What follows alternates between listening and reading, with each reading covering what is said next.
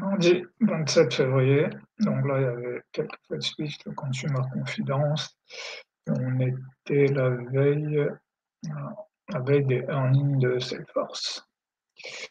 Donc, la clé ici, c'est dans un premier temps repérer les signes d'un marché faible.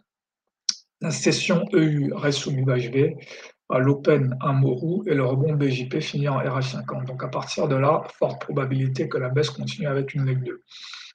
Mais il faut aussi se rappeler qu'on est dans un bull market, la veille des earnings de Salesforce, et donc ça peut aussi simplement être un deep buy et ensuite un front run. Et donc, s'il y a un début de rêvage vers 19h, il faut passer à l'achat. Donc là, acheteur, j'aurais dû acheter à partir du rêve H de 19h, et vendeur, j'aurais dû vendre le fait que la session EU était soumise à HB et ça continue à baisser. Donc ici, en termes de trap ici,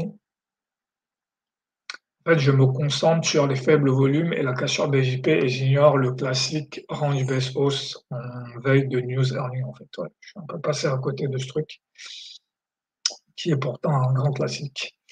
Et donc à l'ouverture, voilà, bull market, on achète.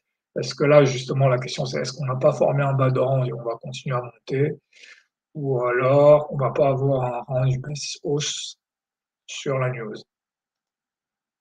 Donc ici, pas vraiment un signal parce que là, on vient juste tester BJP. Pareil, rien, rien. Là, quand même, c'est un RH50. Je pense que je ne l'aurais pas vu. J'aurais été concentré sur la stagnation, mais ça reste quand même un RH50 parce que là, on peut voir qu'ici, on reste sous le retracement de 50% de la journée et même de la session US. Donc, à partir d'ici, j'aurais pu commencer à vendre en me disant, voilà, là, il y a eu un région, on va avoir une leg 2. Là, en fait, c'est le même signal qu'ici, en fait. On baisse, on remonte, et puis leg 2. Donc, c'était le même signal. Donc, bon, là, c'est en phase de manipulation. Voilà, là, pareil, à partir d'ici, j'aurais pu continuer à vendre. Et là, c'est vraiment le dernier signal où là, il ne faut pas hésiter. Ici, voilà, vraiment, quand on passe sous BJP, on revient, on repart à la baisse. Voilà, là, c'est vraiment, là, c'est limpide. Voilà, ici, c'est cette zone-là qui est limpide, même en M5. Voilà, ici, même en M5, même en M1, ici, voilà. Donc ensuite, voilà, là, on commence à baisser. Et à partir d'ici, j'avoue que j'ai pas su comment réagir parce que je pense que j'avais un peu oublié le fait qu'on était une veille de earning. Et donc, à partir d'ici à 19h30, j'aurais dû commencer à acheter parce que voilà, pareil, un classique deep buy les veilles de earning. Donc voilà, à partir d'ici, rien de compliqué, juste acheter, acheter jusqu'à ce qu'on revienne. Et je pense que j'ai pris un swing, je vais prendre un swing quelque part ici, peut-être.